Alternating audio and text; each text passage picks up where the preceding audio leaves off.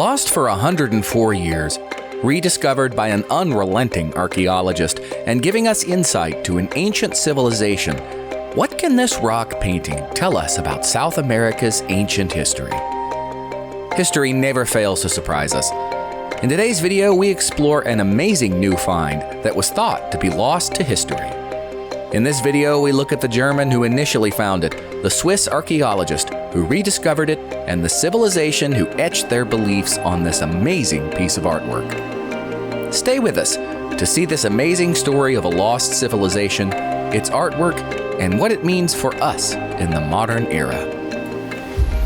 Hans Heinrich Brüning, a German ethnologist who lived in Peru for many years, took photographs of a pre-Hispanic mural portraying mythical themes in northern Peru in 1916. In their attempt to plunder the site, treasure hunters damaged a wall, and this amazing archaeological site had over a century succumbed to vegetation and was lost to the scientific community. It was only in 1978 that Brüning's photographs were found, but generated little interest as archaeologists believed that there would not be anything of value to find at the site. Fast forward 40 years, the fresco aroused Sam Giavami, the Swiss archaeologist who led excavations that uncovered the mural in October 2022, attention as he researched cultural changes between the Moche and the Lambayeque civilizations for his PhD dissertation. However, he had to first fight for permission from the family who owned the property where the painting was discovered. Giavami and his colleagues spent 4 years searching for the famed rock artwork, and they weren't disappointed when they found it. Located in a village in Lambayeque, the 98-foot-long pre-Hispanic fresco depicts mythological themes, including a section depicting a parade of warriors walking toward a bird-like god in blue, brown, red, white, and mustard yellow paints that has been remarkably preserved. This amazing discovery has been named Huca Pintada, which roughly translates as painted shrine. It's a rare combination of elements from two northern Peruvian civilizations, the Moche, which flourished between approximately 100 CE and 700 CE, and the Lambayeque, which ruled the region prior to the rise of the Inca Empire in the 15th century. Who were these ancient artists, and what can Huca Pintada tell us about these little-known South American cultures? The Moche, also known as the Mochica, were an Andean culture that thrived on the Peruvian coast's northern shore. The name is derived from the large Moche site in the same named river valley, which seems to have been the capital or principal city of the Moche peoples. Their dwellings extended along the hot, dry coast of northern Peru, from the Lambayeque River Valley to the Napia River Valley, a distance of more than 215 miles.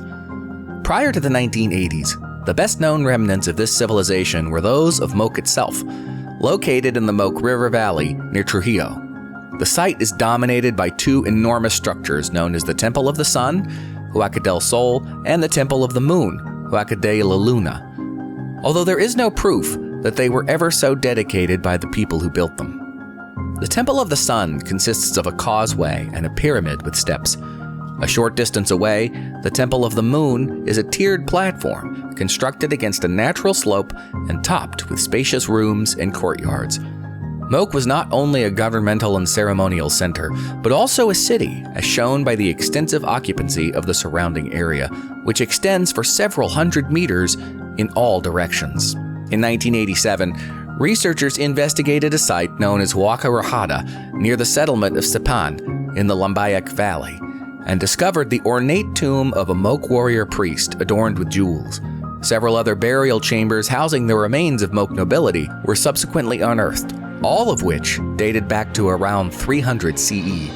In 1997, excavations at Dos Cabezas, a site occupied between about 150 and 500 CE, uncovered the first of 3 graves housing the remains of 3 of the Moche elite. Each tomb was preceded by a tiny chamber housing a miniature version of the tomb's contents, including a copper figurine of the deceased. According to the skeletal remains, each man was 8 to 12 inches taller than the typical Moche adult male. These discoveries enhanced knowledge of Moche society, religion, and culture. In the coastal lowlands of northern Peru, there are dozens of Moche pyramid platform monuments, unfortunately, most of which have been looted. The Moche diverted streams pouring down from the Andes into a vast network of irrigation canals used to cultivate maize, beans, and other crops. This intensive cultivation facilitated the development of several metropolitan centers. However, political power was divided, since each river valley or cluster of valley cities and villages had its own monarchy and warrior priesthood. Moche artisans also created some of the finest examples of pre-Columbian Peruvian naturalistic sculpture, which included mold-made ceramics. The sacrifice of prisoners of war and the ritual drinking of their blood have been deduced from the depictions on various objects depicting ceremonial and daily activities in the Moche society. The Moche were also accomplished metal workers who employed chemical processes to electroplate gold and silver in their jewelry.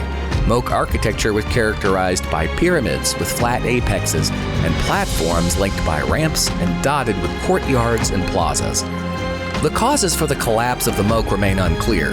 However, the civilization may have fallen victim to earthquakes, extended drought, catastrophic floods caused by the El Niño climactic anomaly, the encroachment of sand dunes on populous regions, or less perceptible social and cultural events.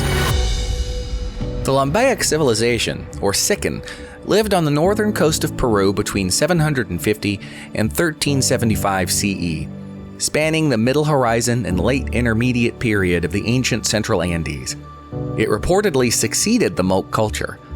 Although this is a contentious point, as archaeologists and anthropologists continue to debate whether or not the two constitute distinct civilizations. The Lambayeque were prolific manufacturers of art artifacts, masks, and gold work, and their legacy includes some of the most recognizable iconography from the ancient Americas. Lalec Valley's Baton Grande, one of the most significant Lambayeque sites.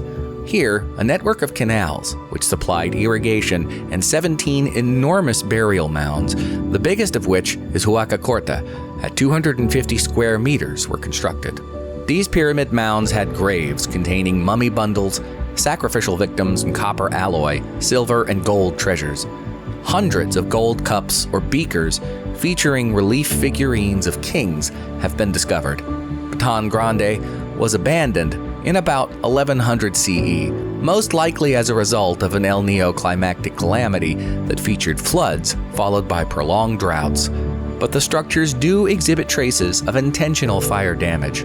Tucumé became the new religious capital and expanded to 370 hectares, making it the biggest ceremonial center ever built in the ancient Andes.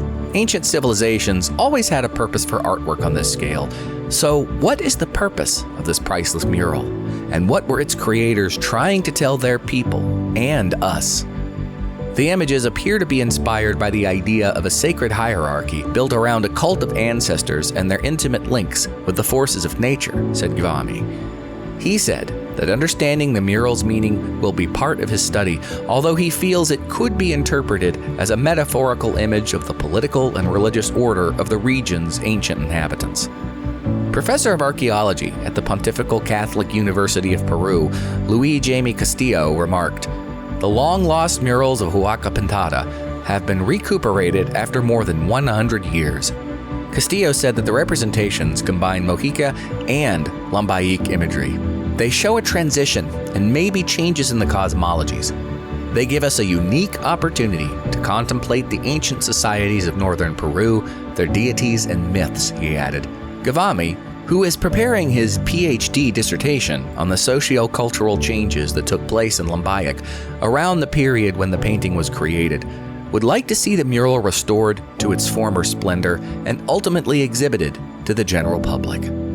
Through the relentless determination of hard work of one archaeologist and his team, a whole new chapter of ancient history has been opened up to the modern world, seeking answers to our past.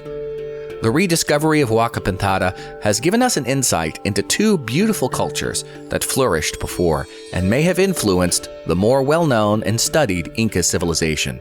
Thousands of historical national, regional, and local huacas. The words huaca, huaca, or guaca was a Quechuan term referring to anything considered sacred, where indigenous leaders, priests, and shamans previously worshipped, offered sacrifices, and spoke with their gods are scattered around Peru. How many more huacas are out there to be discovered? And what do they have to tell us?